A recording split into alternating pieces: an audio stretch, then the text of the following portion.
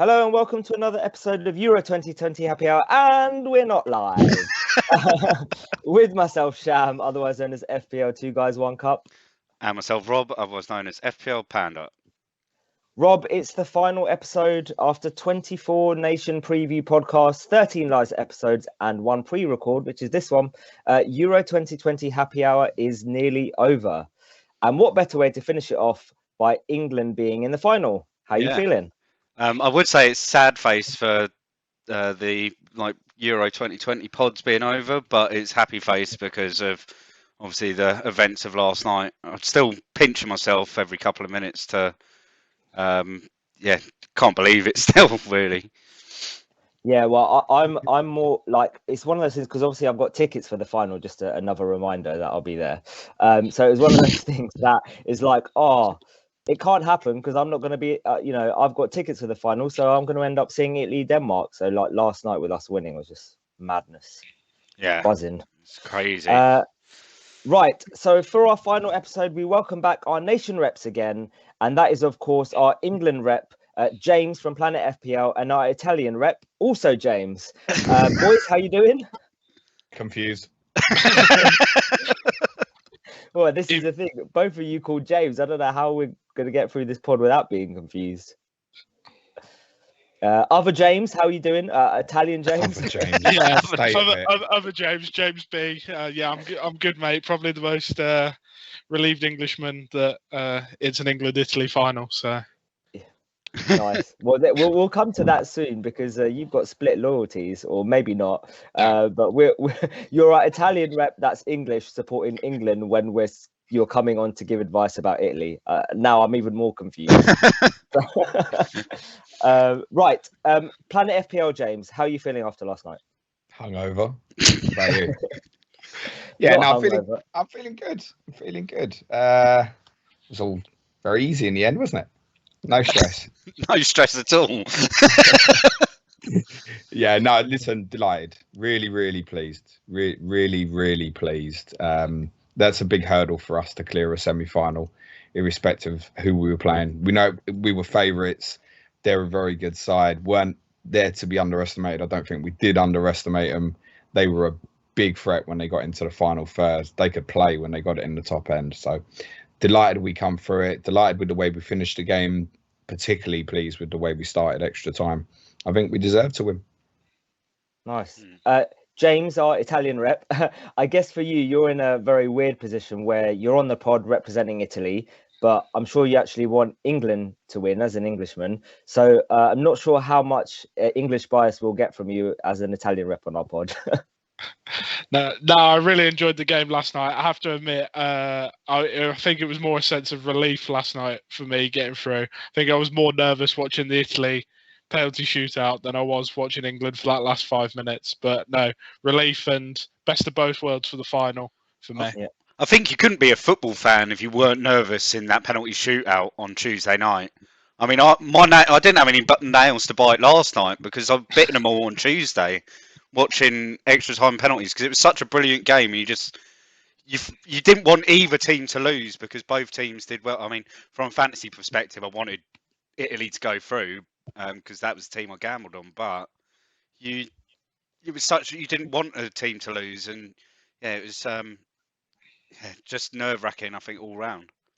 Yeah, we'll come to that penalty shootout shortly, but just before that, how many people do you think were sitting in their living room when Morata went to take up going, I know he's going to miss. He's going to miss.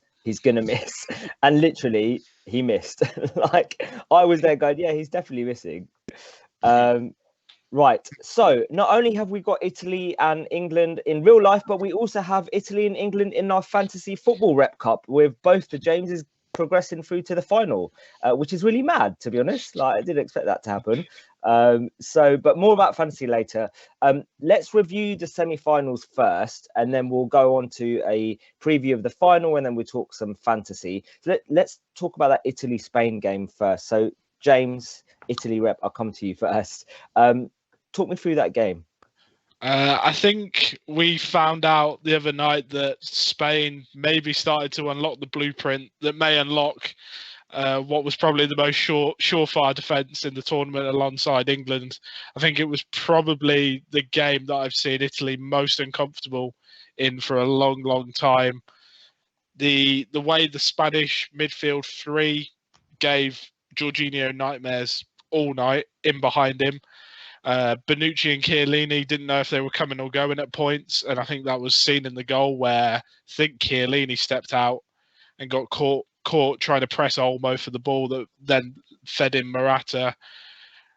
I would say that I was impressed by Emerson. I think Spinazzola's still a miss, but he's not as big a miss as I thought he was going to be. I think Emerson had a solid game. And if we can get a striker firing, that would be nice. If Immobile actually fancies doing something now, we might be a threat in the final, but at the moment, all that attacking threat seems to be coming through Insigne and Chiesa, which I think can be easily countered, and not having a potent number 9 might be Italy's downfall in the end. Do you think Immobile's got a risk of his position being dropped for the final, or he's just a lock there anyway? I wouldn't have thought so. There hasn't been any suggestion of it. Reading around today, that while I was doing the only thing I saw is there is a huge clamour that we need someone to be in that midfield three, especially now we know it's against England. That's going to screen the back four a little bit better, and obviously the man to probably step up out the squad would be Locatelli to do that. It's then a decision of who do you drop from that midfield three, because the three that are in there at the moment are all world-class players on the day. But I think if Italy go in with the same game plan they did against Spain, I can only see the England midfield picking up those gaps, much like the Spanish midfield did. Do you think in this game it was a case of Italy not playing great, or was it that Spain just played really well? Because obviously, all throughout the tournament, Italy have been a great side. They didn't have a lot of possession against Spain, but was that just because Spain were just really good? I think I said it at the time, if we'd played a team that could actually score some goals, we would have been dead and buried well before Spain got their goal to equalise. I think Oyarzabal missed 2 or 3 gilt edge opportunities, and Morata probably had another one plus the one he scored.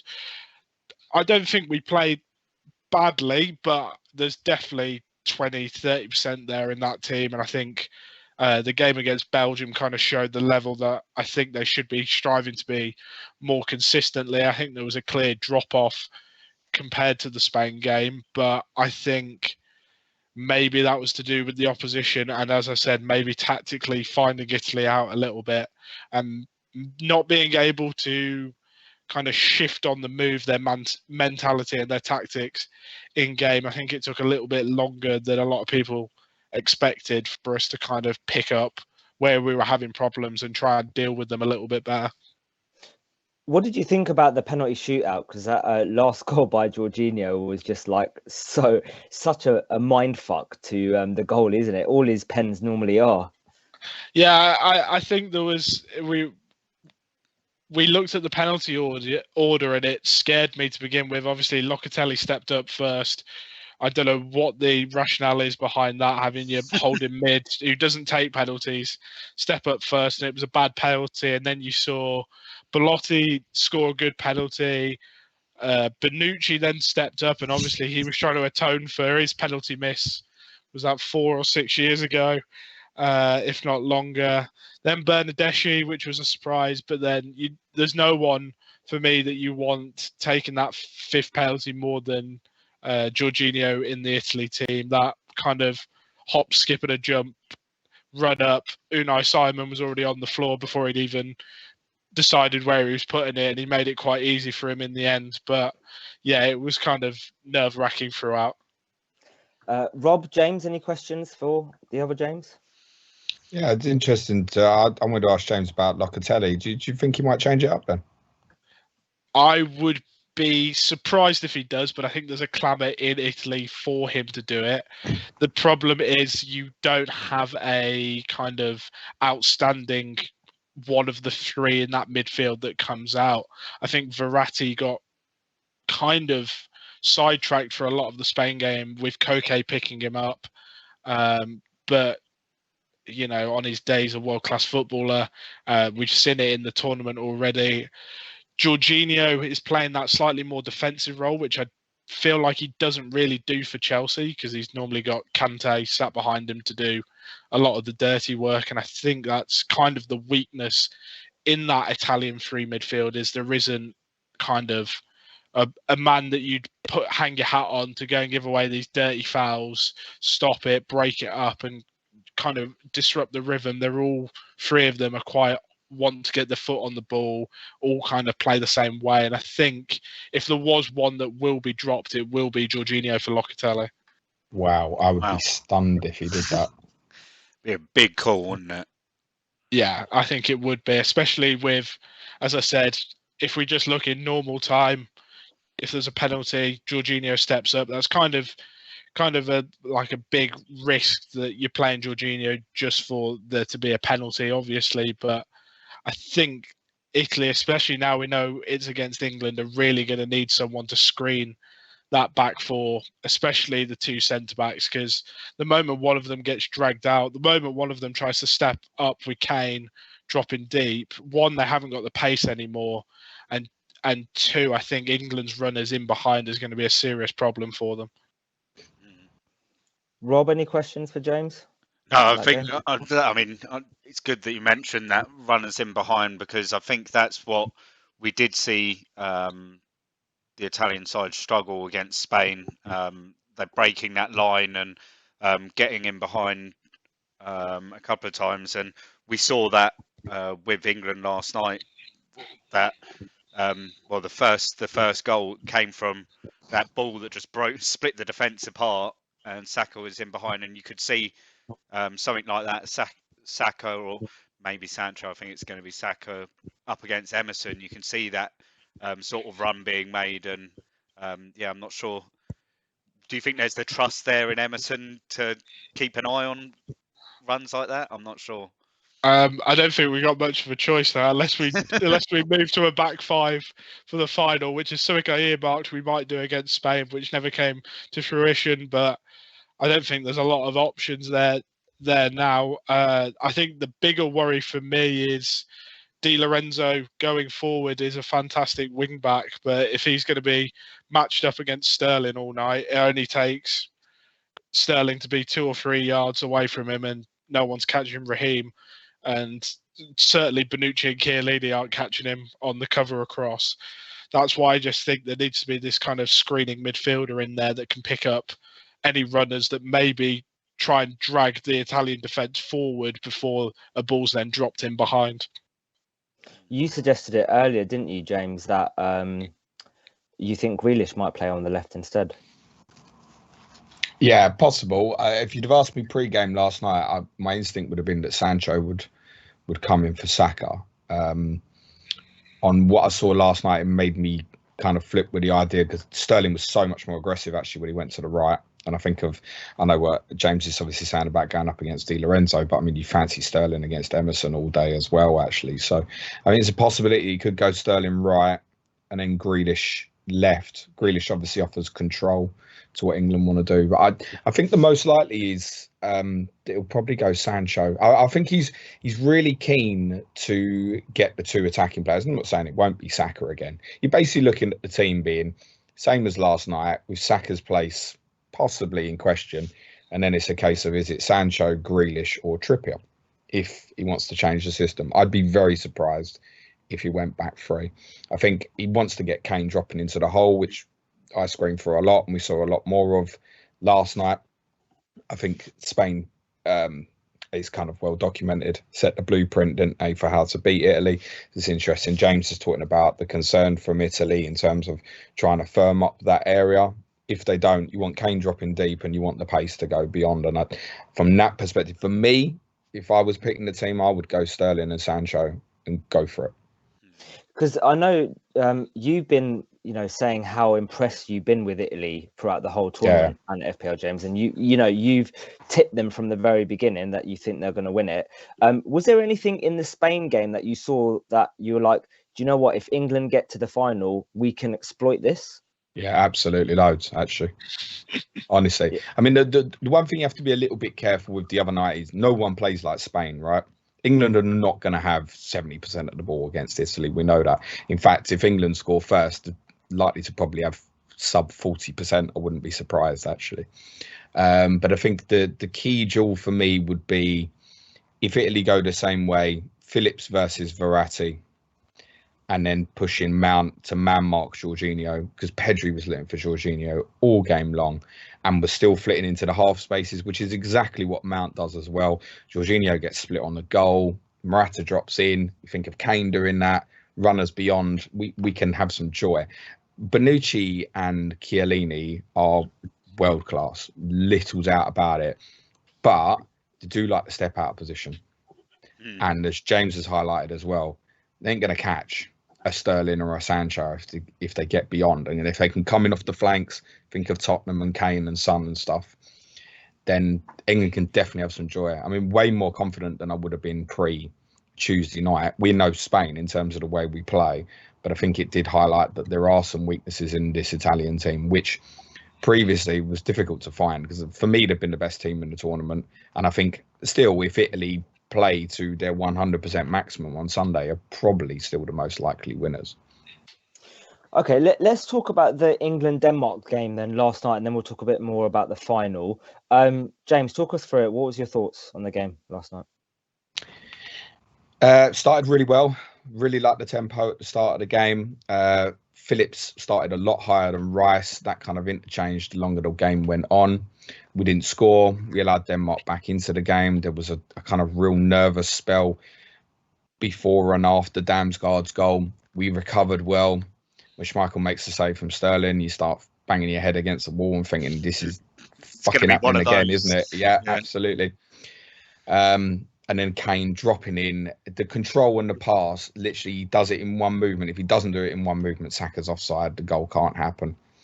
Kier was obviously very unfortunate to concede the own goal. Then it was a dodgy spell kind of about minute 60 to 70 where I felt Denmark could feel that there was an opportunity to try and win the game. And I don't know if it was England just taking a little bit of a breather. There was definitely a period at one point in that second half of they're letting these have the ball here. But the problem was when Denmark got into the final third, they were dangerous, right? You could feel the kind of anxiety. I was more nervous Denmark coming at us than Germany last week, for example. But then from that period of sort of 70 minutes or so, we was in so much control. They were out on their feet. And I think there's reasons why. The difficult group stage they've had. They played the same team basically all the way through, bar a couple of attacking players. They'd obviously travelled back from Baku. There were a lot of things that went against Denmark, not least the penalty, which is a dive. Let's be honest about it. It's not bullshit. It's a dive. Yes, do you really think it was a dive though, even though there was contact? Sham, you're blinded, mate. There's contact. There's no way you should be going down there, mate. Yes, there's contact, which is why it didn't get overturned. Ironically, I said this on our pod earlier, that I think if it was Premier League VAR, I probably would have overturned it actually. But UEFA had set their bar so high, no overturning decisions unless it's clear and obvious. And because it was contact, they wasn't going to overturn it. It's a dive, mate. Sterling dives, Kane dives. Italy have got divers. Immobile's still celebrating but that is all part of the game. Barella's goal in Munich, isn't he? That's all part of the game though, right? Like if you don't, unfortunately, it's just the way that if you don't go down in the penalty area, you will not get a penny. Yeah, but the problem. But how many times has it happened where people haven't gone down and we've said, "Why didn't you just go down? You should have gone down. You would have got a pen." Like, yeah, that's just part of the game. No. Listen, you can't blame the player. It's the rules of the game that were a problem because you know you're not going to get the decision if you stay on your feet. That's part of the problem. The other issue at the moment is there seems to be, we saw this a lot in the Premier League up until weirdly about game week 35 last season. No punishment for diving. You dive and you get away with it. There's no consequence. You just don't get the decision. And the game carries on. So the whole thing at the moment is encouraging players to go down easy. And everybody, every country, every club's got their divers and stuff.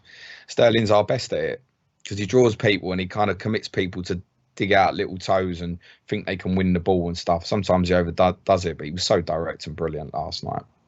And technically, who are you really impressed with? I'm sure James would agree with this. An Italian perspective would probably be that's great forward play from Sterling yesterday, I should imagine. Yeah, 100%. I think you've also got to look at it as gamesmanship, and I think that's something, not to hark back to Italy, but there's one area that I think Italy are massively superior to England did is the dark arts. We've seen it against Spain the other night with Chiellini and Jordi Alba with the penalties. No one ever thought at that point that Italy were going to lose. I think a lot of people, when they saw how relaxed Chiellini was, and even going back to the Belgium game where we talked about the time wasting and the ball not being in play, I think that if there's one area that Italy far outshine England is this kind of gamesmanship and this dark arts. And it, as you said, it's one of those that if it goes for your team, everyone's celebrating. If it goes against your team, everyone's complaining. So it's one of those. Yeah, it's something that I was listening to the radio on my way home last night, and they said over the years, like England haven't exploited that and used that in their favour over the years, but it's gone the other way. And like Diego Simeone in '98, Ronaldo in '06, like this, like gamesmanship that's been against us. And for once, like we've gone and done it the other way. And yeah, you don't like it, but like at the end of the day, we won. It we don't happened. give a fuck. Yeah, it happened. Like. Yeah, cry. All the other reps in our group chat are just like proper bitter about it. I think that's because I wanted to leave that group chat. I was the only one defending England last night. I think because for the neutrals, I think most neutrals around the world last night, because of everything through the tournament with this Danish side, and they have been brilliant and entertaining to watch. Everyone was rooting for them. And everyone was against England. And I think that just it's a shame that the game was won in that way. But I think the way that England were playing at the time that the penalty came, they were crescent from as James said, from around minute 70, they were just building and building and building. That a goal was going to come eventually. Like they were just knocking on the door, and the goal was coming, and it's just it's just a bit of a shame that the penalty was won in that way. Right, let's talk about the final then. England versus Italy. Italian rep James, what do you think the setup's going to be here from this Italian side? What do I think the setup's going to be? I think we're almost going to try and take what Spain did against us, and I think, if we're honest, Italy will probably have more of the ball than England. I think Italy's plan will be to try and turn that Wembley crowd against England by England not having the ball and by making it look like England aren't doing a lot when they do have the ball. As I alluded to before, I think Italy will be very street smart, and I think it will be a very niggly game. I don't think you're going to see as many kind of one-on-one runs that don't get brought down, don't get stopped, as maybe we've seen in previous games from England. I think Italy's game plan will be to try and stretch it for as long as possible. Obviously, an early goal would be nice, but I think the longer it stays at 0-0 and the more that England, mainly going to be an English crowd in there, let's be honest, in Wembley, there's not going to be a lot of Italians in there. The longer that Wembley crowd gets on England's back, I think we've seen from England that there's a mistake or two from a couple of players in there. And I don't think there's a mistake from the Italian team that will come. So it's just going to be taking that opportunity when it arrives. But I think it will be one that Italy look to take deep from early on. You're in a unique position where you know a lot about the Italian team and obviously the English team. Where do you think the main battles are going to be, and where this game will be won or lost? I think the midfield three, as I said before, is key. If it's Mount again in that kind of slightly further advanced role for the English midfield, I think Italy have, as I said, got to be careful of the screening the back four off and protecting them. But going the other way, Mount is a good defensive player, but I think there's some joy to be had with those three midfielders, the Italian three midfielders going forward. I feel if Verratti can get his foot on the ball and dictate the tempo, which we've seen him do multiple times for Italy and Paris Saint-Germain, I think Calvin Phillips might be in for a long evening. And I wouldn't be surprised if there isn't at 1 or 2 points a threat that England are going to lose a player because of cynical fouls off Rice and Phillips trying to impose themselves on that Italian midfield. And then, as I said, I think the key for me is Bonucci and Chiellini. Obviously, everyone's going to be aware of the threat of Kane dropping in. We saw the pass he played for Saka last night, but it's just not getting drawn into that battle of going with him and trying to let a midfielder pick him up. And then, if worst case scenario and there's no one else there, then obviously one of the defenders would have to go with him. Planet FPL, James. Where can England win this game? How can we win, other than obviously scoring goals? Tactically, where do we win? Like most football games at this level, it's in between the lines of midfield and defence. So, I mean, Mount is a great, I want to say defensive 10. He can be. I really think he could do a great man marking job on Jorginho and just play him similarly to how Pedri did the other night. But again, if you can move Jorginho out of position, that blueprint was there to be seen Tuesday night. I think my biggest concern is if Italy have big control of the game. The pass that really concerns me is Jorginho into Barella. If Barella can play higher than he did against Spain, because he kept getting drawn inside, the link wasn't quite right for Italy between midfield and attack in the Spain game. That's the one that worries me. But I think if you stop that at source, which for me is Jorginho, then I think we can have some real success. I think we're probably stronger than Italy in the wide positions. Chiesa and Insigne, obviously, we presume it'll be those two, are obviously a great threat. But I think fullback versus fullback, I think we've probably got a little bit of strength. If it's Sterling and Sancho, they've got to go at the opposition. I think if England can win the midfield battle, and I don't think that's necessarily even possession orientated, I think that's a lot about stopping Italy, then I think we can win the game. Do you think that Rice and Phillips and Mount, in fact, have too little experience to be able to win that battle in the middle? I know Barella's young, but Verratti and Jorginho have loads of experience between them. Do you think that they're too inexperienced to win that midfield battle? Nah, I mean, well, Mason Mount's got a Champions League winners medal, so I don't think that's going to bother him too much. Phillips, really importantly, is energy. Doesn't stop, right? It's phenomenal stamina. Rice is obviously the protector. The key for him, if England go structurally and kind of go man-to-man to Verratti and Jorginho, Rice has got to be very conscious of Barella picking up that kind of half-space issue, and obviously the same if Insigne is going to come off the left-hand side. But that's very dependent on if they can get Emerson high, which is another reason why I'd like to play Sancho particularly, because I just think he'd be too worried about him. Emerson is no Spinazzola. I don't think he did badly in the Spain game, but the balance, that attacking left-hand side threat is not quite as big. It just can't be. And you'd fancy Kyle Walker in one-on-one situations in any case. So I think there's a lot to be positive about. I really think it's, James, I think, would probably agree with it. I really think it's all on the midfield battle will probably decide the game. Yeah. Sorry, go on, James. No, I agree, and I think what the other James said about the English midfield being too inexperienced. I think Rice and Phillips have come of age in this tournament. I know Rice has been doing it in the Premier League for West Ham for a couple of years, and Calvin Phillips has had a good breakout year this year with Leeds. But I think they've really come of age in this tournament, and the fact that you've got a Champions League and a Premier League winning captain sat on the bench that hasn't really had a sniff because those two haven't put a foot wrong, kind of shows their two qualities.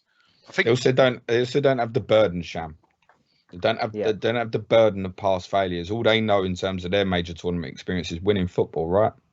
They're only bad nights the Scotland game. So they've got belief in what they're doing. They don't carry the shadow of Croatia or anything like that from 3 years ago, or worrying about they're going to have spells without the ball. They'd be used to that from the Germany and the Croatia games. So, no, I don't think that's an issue at all. I mean, do you think last night in that sort of first half hour or so, up until the goal, do you think it just took them, Rice and Phillips in particular, do you think it took them a while to settle down into the game? Because there was a lot of not misplaced passes, just not. There They didn't wasn't have that a great much. half, really, did Yeah, they? it wasn't very simple. Like they could have trying to overplay the ball maybe at times. I mean, what I felt was that the occasion maybe was. I mean, for them two particularly, it was the biggest game they'd ever played in. And I thought maybe the occasion got the better of them, but then after Denmark scored, they kind of, I think it was very much right heads on, and then they grew into the game a lot better. Do you think it was the occasion that got them, or just the way that the game suddenly swayed off that first 5 minutes? I think in the case of both of the players, Rice and Phillips, obviously it's been the biggest game of their lives every time, right? Each time it's getting more and more important. Yeah. This weekend will be no different. I think Denmark obviously funneled into more of a 5-4-1, and obviously Phillips, as I said, started a lot higher than Declan Rice originally, and I think they kind of thought it was going to be a pressing battle. Denmark didn't do that so much. It was more about isolating spaces on the counter attack. I think the real problem they had was because Rice was he plays as kind of an 8 when they play like that. Rice sits, and obviously Mount plays the kind of floating half space on the left. The problem was Damsgaard kept coming off the left and playing the kind of a similar role to what Mount does on the opposite side. So Rice had to keep going over, and when he did, Braithwaite was coming and picking up the pockets as well, and it left England a little bit confused for a while. So, but once they'd sussed that out and got the tempo of the game right, Phillips went a bit deeper from there on in, I think, particularly in the second half. Then we had a bit more control then. The bookies have England slight favourites for the game. Good. Toss a coin, Sham. Yeah, I was going to say, what do you think? Is it? Would you say England are favourites, or would you literally say it's 50-50? Or I think if the game was on a neutral venue, you would definitely make Italy favourites, in my opinion. Experience is kind of contradictory. We're saying for Rice and Phillips, don't worry about it, but that experience at the end of the game, particularly I think defensively, with Bonucci and Chiellini, particularly if they get ahead, they've got the experience to get the job done. So I think Italy would be slight favourites. I think the fact that it's at Wembley really does make the game a coin toss. I mean, you're saying favourites, but I mean, it's basically a 50-50 the way they priced it up. I've had a look. There's a packet of fags between them, basically. So it is a real 50-50 game. I think first goal will be crucial, but not necessarily decisive. One other question for you. Obviously, yesterday's game was the first time that we've been behind. Obviously, it's our first goal that we've conceded. How do you think the boys reacted to that? Because I think that was a lot of people's questions before the game was, if we go behind, how are we going to react? And worried about that. Were you impressed with it, with how they reacted? Yes, originally, because that spell towards the end of the first half, it actually flipped from once we'd got the equaliser of actually thinking, can we go in front before half time? Yeah. So the reaction was really good, actually. That's a difficult one because they wouldn't have gone through that challenge previously. But no, I think they did fine. There was a little concern for a brief period in the second half. But actually, from when Denmark went in front, other than a couple of minutes directly after the goal, we were fine, mate.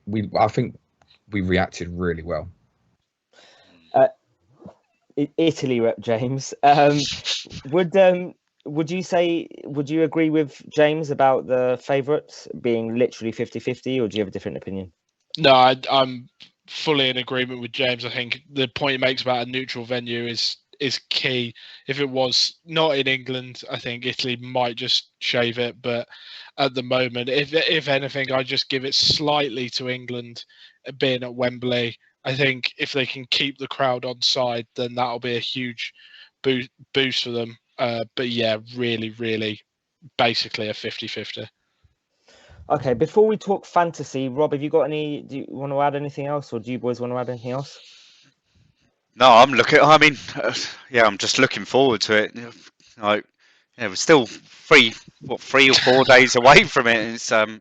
It's once I think it's going to take another day or so, and then I think once we hit the weekend, that's when the excitement will start building, and I think we're in for the greatest party that this country's ever seen on Sunday. Win or lose, really.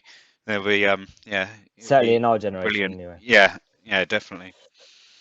Right. Okay. Let's talk fantasy then. So most people are coming into this game with probably 7 or 8 players between the two teams. We've got 5 free transfers. Who do we get and what do we do? A lot of people are asking, do we hedge our bets or go all in? I'll come to you, Planet FPL James, first. What do you think? Oh, it's all in. It's got to be for me. All in. No, England, you don't go half measures. Oh well, if he does well, and I love him. Nah, sod that.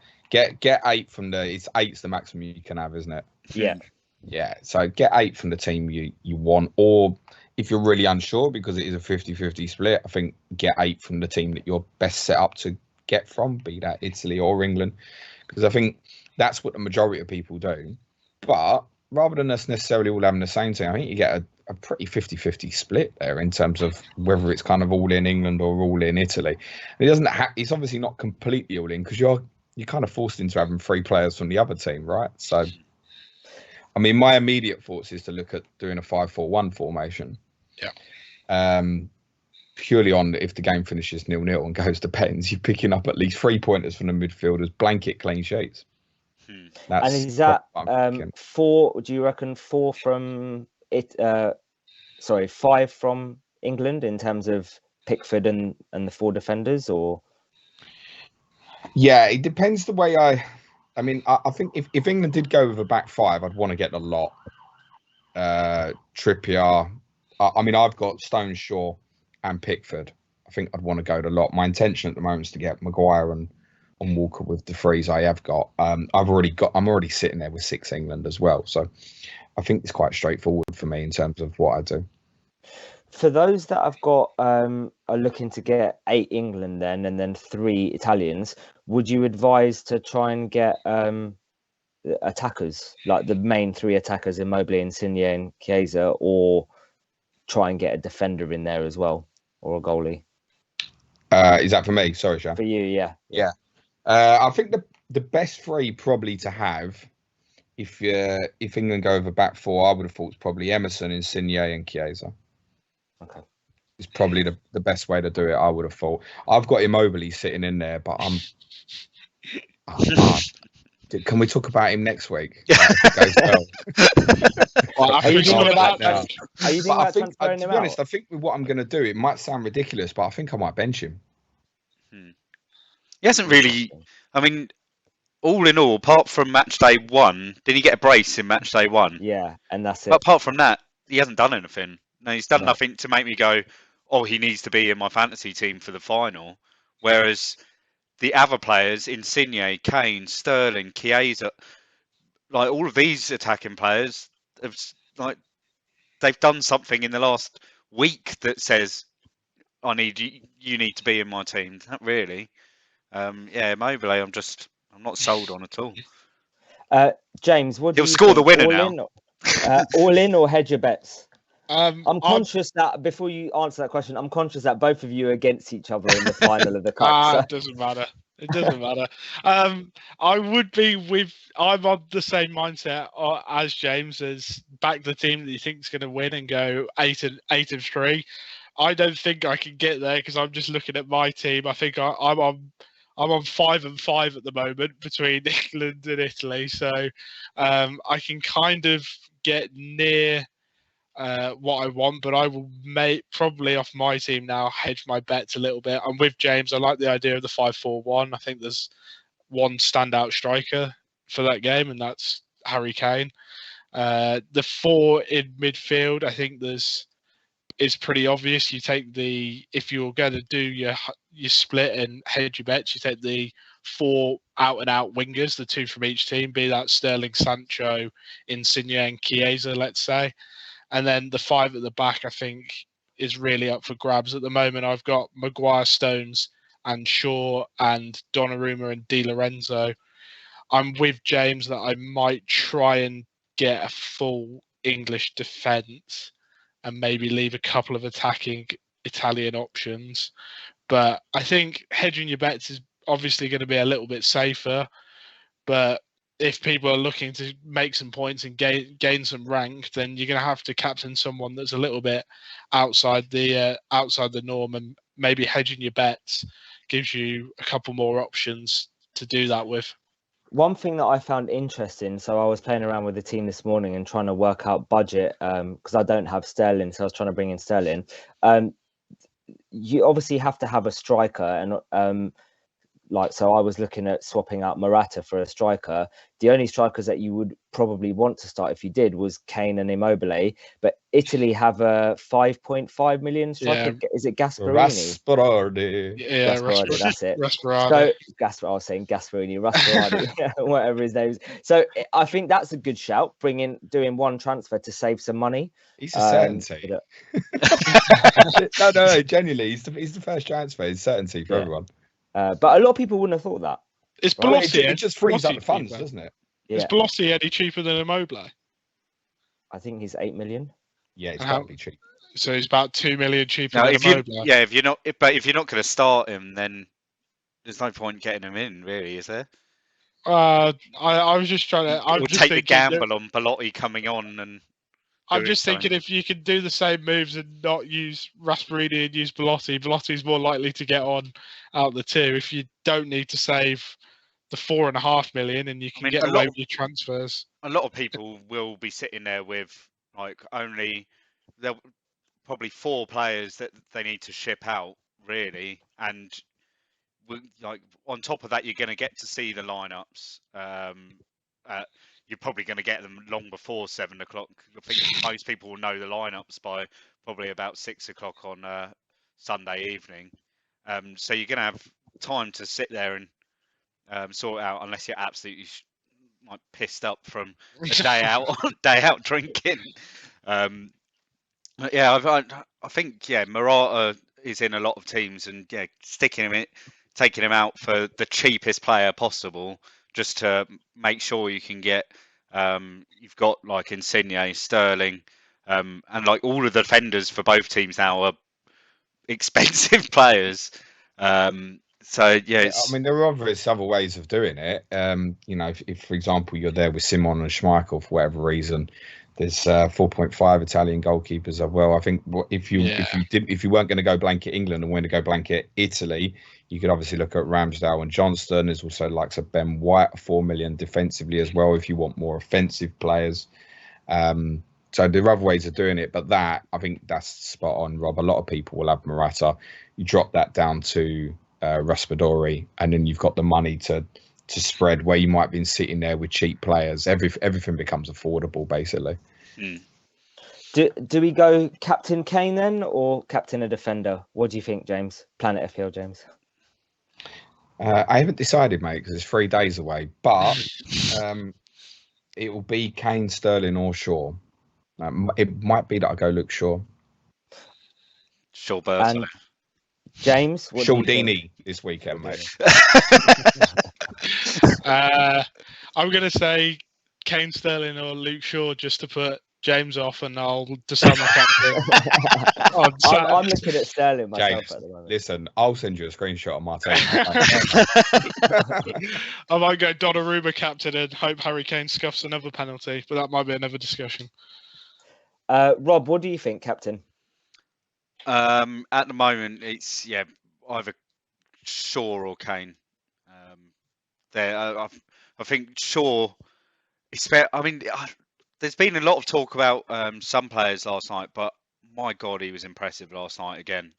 I'm not sure if it's my Man United hat on or what, but he was just looked so confident, running up and down for the 120 minutes. And there was one point it made me chuckle because about a minute or two earlier, the mates that I was with were talking about World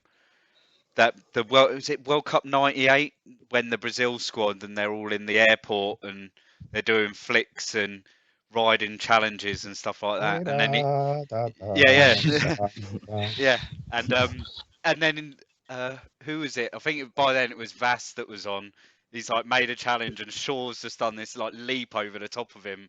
And the ball's come out the other side of the challenge, and it was just perfectly timed. But I think Rob's managed to go from Brazil to Daniel Vass. Brazil to Daniel Vass in 10 seconds. But I've got a feeling he's gonna might not score, but if England at the moment, if England like from set pieces and when they're moving forward down that left side, he's just been threatening constantly.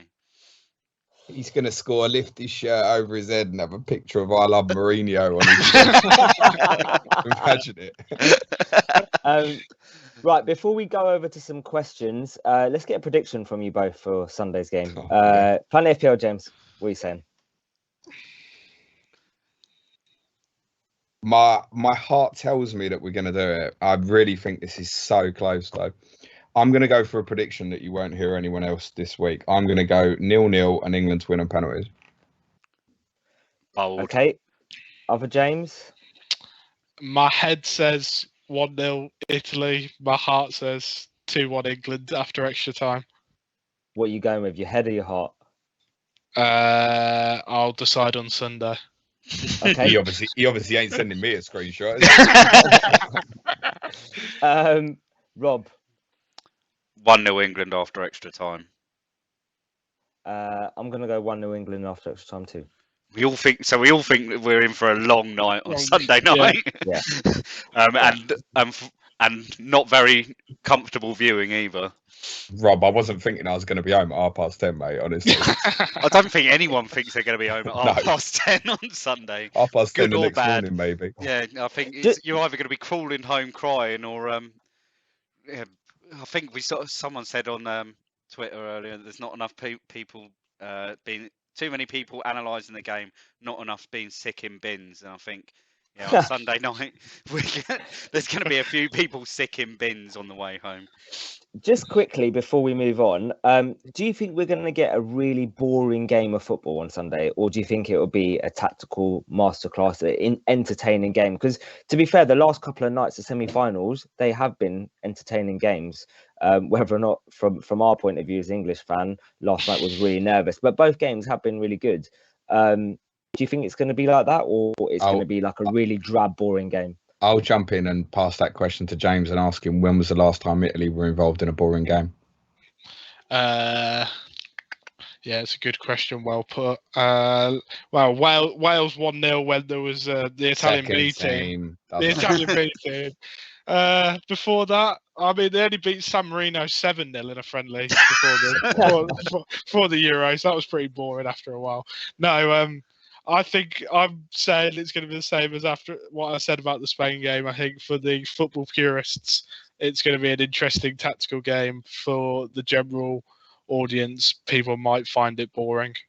Well, to be fair, the general audience, the Spain game, a lot of people that I know that don't like football watched it and were like, this is such a good game of football. Okay. If the game's shit, it'll be England's fault. Probably a fair point.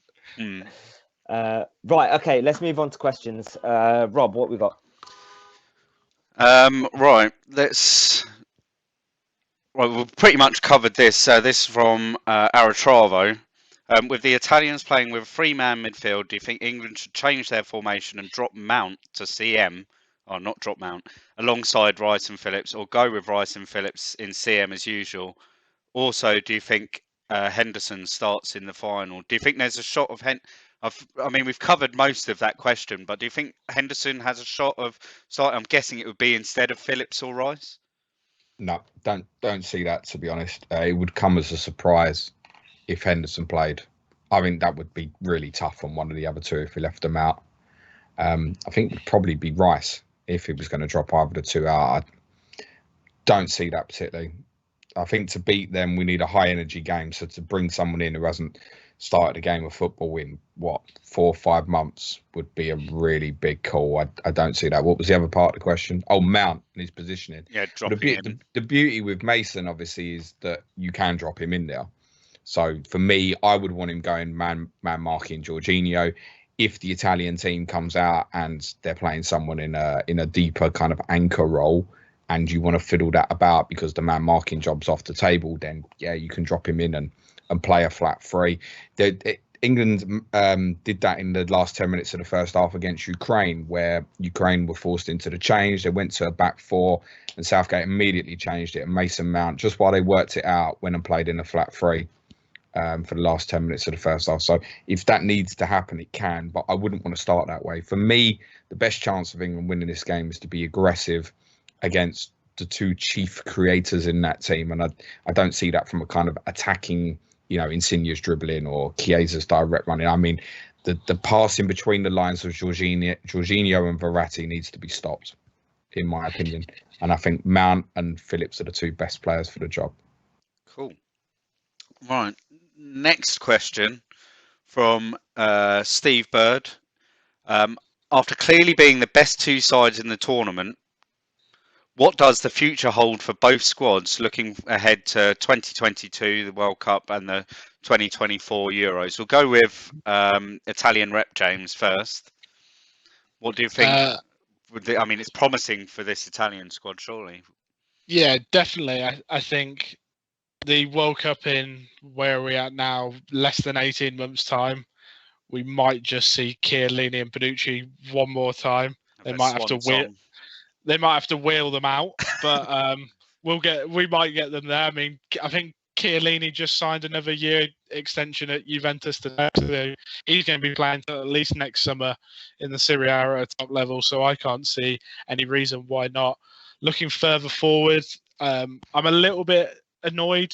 Well, maybe not annoyed is the wrong word. Disappointed that we haven't seen more of Bastoni, the young Inter Milan centre back, because he really will be the next person to step in and fill those shoes. Let's forget about Toloi that we've nicked from Brazil. He ain't going to be the future. It's going to be Bastoni and someone to come in with him. But when you look at the rest of that Italy squad, Insigne will definitely make the next Euros, the next World Cup, might make the Euros in another 3 years, I guess it is now. But when you look at the fact that Donnarumma's still not turned 23, I don't think, and the rest of that team has still got at least one or two major tournaments in them, except for the centre-back partnership, I think the future for Italian football is only going to get brighter and brighter from here. And James, what do you think about England looking ahead into 22 and 24? I think we've been fortunate in this tournament with injuries. I think longer term we have a goalkeeper issue. We don't have a great goalkeeper. I mean, I think Jordan's done great, old little arms, but if we had Donnarumma in goal, I'd feel a lot more confident about the weekend. That's for certain. We don't have great understudies as yet for the likes of Harry Maguire and John Stones, and I think actually the central midfield area for England's quite light, but we've got people like Jude Bellingham coming through and stuff. So it's exciting. You look at the age profile of all them attacking players and you think they'll all be in Qatar if they're fit, right? And there's other players like Mason Greenwood who obviously just missed out this time and stuff. So, yeah, I mean, Suj, the idiot I record with, was talking about bloody legacies this morning. I mean, go and beat Italy first, please. But there's definitely hope. The kind of football coming home thing gets branded about, but I saw someone tweet last night and say, look, whatever happens Sunday, it might not be this year and it might not be next year, but it is coming. It's going to at some point, I think. Yeah, this team and squad and the players that missed out as well. There's a lot of promise. Looking ahead, and I mean personally, I'd say I'm sure you'd probably both agree. Like, it's highly likely whoever wins on Sunday will go into the World Cup next year as probably the favourites for the World Cup. Would you argue against that? That's brave. Depending on the results, obviously, over the next year, and then obviously, there's the small issue of the Copa America as a little curtain raiser for the final on Sunday as well. Rob, if we win the tournament, we'll probably piss it up. We'll lose in Budapest, lose in Warsaw, and we won't even qualify, mate. Yeah. Imagine it. Right, one from Spencer. We've covered a couple of his questions. He asked for a score prediction and changes to the team, but he's also asked, where are Italy's biggest weaknesses, if any? Would you say it's that left back spot now? Yeah, I would. Up front? As we've said, up front. But Immobile, sometimes he doesn't go through these kind of barren runs that he does with Italy, but sometimes he goes missing in a Lazio shirt normally for maybe 90, 180 minutes and then somehow bags 3 the next game. He is prone to maybe having these little barren spells that could be broken at any minute. But yeah, I think the key weakness is that left-hand side of the defence now for Italy with no Spinazzola. And as I said, as great as they are, as amazing as they have been for Italy, Chiellini and Bonucci will not be looking forward to 90 minutes of Raheem Sterling and someone else running in behind them on Sunday night. So that's another weakness that maybe get picked up on. Do you think it's possible, James, that he could play Di Lorenzo at left back? I said about this before when we did the Spain podcast that I would be surprised that if he's going to do a shift in personnel or a shift in formation, we have actually seen Di Lorenzo play centre back this year as well. And if we went to a 3-back, I think that gives them a lot better coverage in behind. And I think that's where Di Lorenzo would be better suited compared to switching him out to the other flank, would be actually to tuck him inside like Kyle Walker does for England.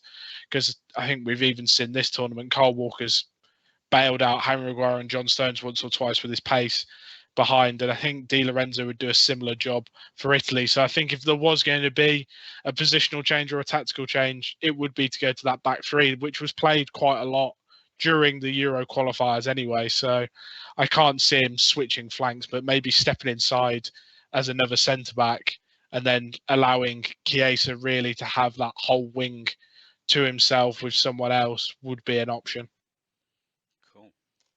Right, and then finally, I mean, we had several people asking. So we've had Matt or Clean Sheet Wipeout ask for a combined 7-a-side team from both the finalist sides. We've had FPL Thomas from the Man on Pod asking which England players would make it into the team of the tournament, and we've also had. We also had someone else, I can't even find the question now, asked what would be your team in the tournament. So I thought I'd, rather than us spend too long going over and arguing about which players will make it, I've just created a quick graphic for those that are watching on YouTube. You'll be able to see it. I'll quickly run through it for those listening on audio. I've just created it using the player of the tournament, like the favourites for the player of the tournament. So we've got in this, we've got Gianluigi Donnarumma in goal, Kyle Walker at right back. I don't know how he's up there in the player. I think he was the top priced right back, obviously. Leonardo Bonucci and Harry Maguire at centre half. Luke Shaw left back. Verratti, Jorginho and Barella centre mids. Chiesa right forward. Sterling left forward and Kane through the middle. Now, from that, who would we be looking at? I can tell you that bookies don't know everything, mate. No. Yeah, who would we be looking at taking out of that side to then switch with someone else? Now, first person I'm thinking of is Kyle Walker. Like, let's get rid of him and have a different right back. Who would we go to Planet FPL, James? Who would you be replacing Kyle Walker with at right back in the team of the tournament? We'll just play Joachim Meili on the right-hand side, wouldn't we? I mean, he's right-footed anyway. It doesn't really work. I think in seriousness, in terms of actual right backs in the tournament, it probably is Kyle. I mean, he was brilliant last night. Recovery runs. I think there was a time just before or just after the free kick when Damsgaard was through, and Kyle Walker just out of nowhere just rocket him back, muscles him off the ball, call back pass to Pickford, and it was like problem sorted. And it's just one of the elements of Kyle Walker's game that I think we've grown to love. I think is the phrase. Really, I'd want to get Simon Kjær in there somewhere. At the back. I think he's been great this tournament. But who would you drop for Simon Kjær? Probably Bonucci. Yeah. So there ain't no way you're coming off that team without putting John Stones in it. Yeah, literally. To be honest, if it's Stones or Maguire, it's Stones. Maguire didn't play the first 2 games. Yeah. Luke Shaw. Are we happy with Luke Shaw at left back? Yeah. Yeah. Or- I'd like to pick 3 left backs. Like, yeah, Maley, Spinazzola, and Luke Shaw. I think the fact that England and are in the Andy Robertson, final, obviously. Andy Robertson, one for the Liverpool fans out there. I think the fact that England made it to the final, Spinazzola would probably be in there. Well, he would be in there if he wasn't injured. But the fact he missed out on the semi-final and he's going to miss out on Sunday, I think that just takes him out of the running for team of the tournament, which is a shame, maybe. Nah, I'd think about putting go Pedri Spinazzola. in You'd go in, Spinazzola. instead of Verratti. Pedri. 100%. Yeah.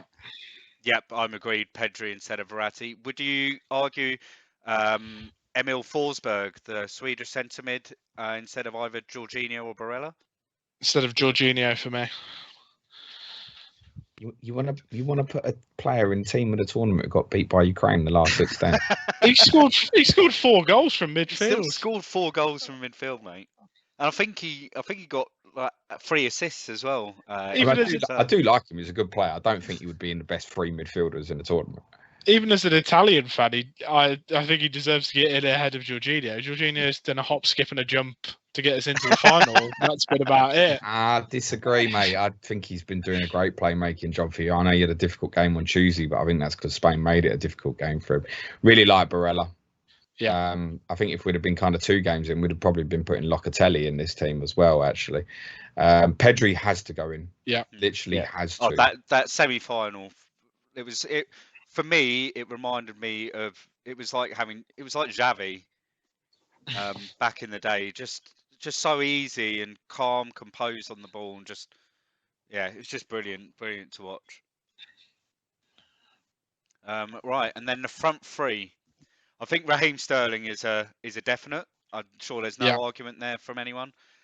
Now, there's 2 names that aren't there that have scored quite highly in the fantasy team of the tournament as it stands, and that's Patrick Schick of the Czech Republic, who is probably scored the goal of the tournament in match day 1 against Scotland, but he was also brilliant in the rest of the Czech Republic's games, and a certain Cristiano Ronaldo who was brilliant, but the team he was in, and you'd argue that was it out of his 5 goals, 4 of them were penalties, weren't they? So would you replace Harry Kane or Federico Chiesa with one of those 2? I had Ronaldo instead of Chiesa. That was my front 3: Sterling, Kane, and Ronaldo for me. James? I'd go Schick in for Kane, and I'd stick Lukaku in instead of Chiesa. Yeah, exactly the same as that. He was brilliant and very instrumental into that Belgian side, especially with the injuries that they were struggling from other important players. But the only thing is, it's difficult not to have Ronaldo in there when he might get golden beat. I'm sure he'll sleep fine, Sham. He's probably going to listen back and go, how do they not put me in there? This is until Harry gets a brace on Sunday anyway. I hope you're not in the stock exchange. Your shares will plummet, mate. And I have missed, right, so we've covered that really for a team. Done that quite well in just like 3 or 4 minutes. We picked the team of the tournament. Job done. We'll send that off to Sky Sports and they can use that. And then finally, this is from Martin at CM Fantasy, who said, do you think a winner's medal with England would affect Kane's feelings towards staying at Spurs? I wonder who that's aimed at. Not the Aston Villa fan. That's all I'll say. Wonder Villa. The only thing that'll affect Harry is if Man City pay the money or not. Yeah. It's beginning to look like they probably won't. No, it looks like it's an extortionate amount of money that Daniel Levy wants at Spurs for Harry Kane. Pep Guardiola, I think it was this morning, came out and said we're not going to be paying silly amounts of money for a striker. If we don't have a number 9, we don't have a number 9. We've got other players to do the job. So yeah, fair dues. We'll just quickly go through the mini league standings. So at the top of the mini league, still Matty Parsons 8. sitting there 20 points ahead. I think we're going to be trying to get in contact with Matty Parsons. Oh yeah, get in contact with us. He'll be joining. Well, most likely, and I haven't looked at his team. He could have a team full of Spanish players, for all I know, and be absolutely screwed for the final. But yeah, Matty, if you get in contact, I'm sure you'll be joining us at some point in the next 4 or 5 weeks. How far are we off? 4 weeks off 4. game week 1 of FPL. So you'll be Wow. joining us for one of our podcasts for that. You two are representing Italy and England in the final of the reps competition. Obviously, James, I think, has the slight Planet FPL. James has the slight advantage by way of goals scored from the semi-final. So yeah, if all scores are tied, then he wins by on that. So. Yeah, It's obvious, isn't it? I'm going all in England, so if England win, I'm probably laughing. So James is bottling it and splitting it. So you may as well if go England don't win, it'll be him, won't it? I'm sure if he goes, if you're going to go all in England, he may as well just go all in Italy and play for the win. Yeah, and I'll captain an Italian just to make everyone happy. There you go. Yeah, but I think that's it. That's it for our Euro 2020 content. Nice. To both Jameses, thanks a lot for joining. I appreciate you both coming on. I know Planet FPL, James, your schedule is very, very busy, so I appreciate you making time. And to you, James, as well. Right, doesn't have a live forward schedule, but he's brilliant. I've just been sat here all day waiting to for start. a country you don't even support. Love it. Just a few thank yous before we sign off. It is the last episode of our series. So thanks to all the Twitter community Euro content creators that joined us for our live stream. To the reps, you've all been really great, and many of which have come on to join us on the live streams and added some really great insight. So thanks a lot. To the listeners and the viewers, thanks for your support through the Euro 2020 series. And as always, thanks to FPL Captain for the graphics, making our streams look as great as they do. And Rob, as always, thanks for your hard work. And it's been a pleasure recording with you. Even though we say goodbye to Euro 2020 Happy Hour this week, we say a welcome back to FPL Happy Hour next week, and we'll be recording our first episode, which will be part of the Planet FPL Takeover Week. So stay tuned to that, and don't forget to like, subscribe, follow us on Twitter, and keep sharing. And we'll speak to you soon. Take care. Bye bye. Cheers, guys. Enjoy Sunday. Come on, England.